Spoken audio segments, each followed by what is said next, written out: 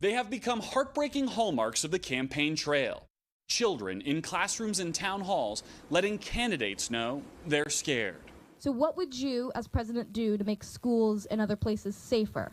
The fear of gun violence in schools now so profound, it's not just parents asking candidates the tough questions. It's kids like 8-year-old Scout, homeschooled in New Hampshire, called on by Cory Booker.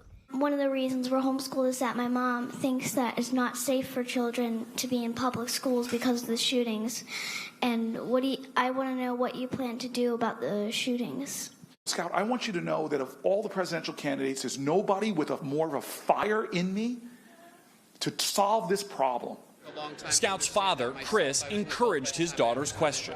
I'm trying to get them started on the right path so that they know they have to be involved. Often the questions are emotional, as Beto O'Rourke experienced in an Iowa middle school. I'm afraid that one day I'll go to school and I'll never come out. I'm sorry. Sometimes it's the candidates, most like Andrew Yang, parents themselves, who get overwhelmed. I have a 6- and 3-year-old boy. I was imagining it was one of them that got shot, and the other saw it.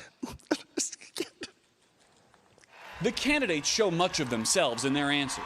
Elizabeth Warren, the concerned mom. As one of the grown-ups, I'm really sorry you have to ask that question. Joe Biden, who lost a daughter in a car crash and a son to cancer, the grieving father.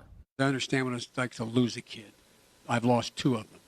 The fact of the matter is that your generation understands this better than anybody. And that's why it's going to change. It's going to change.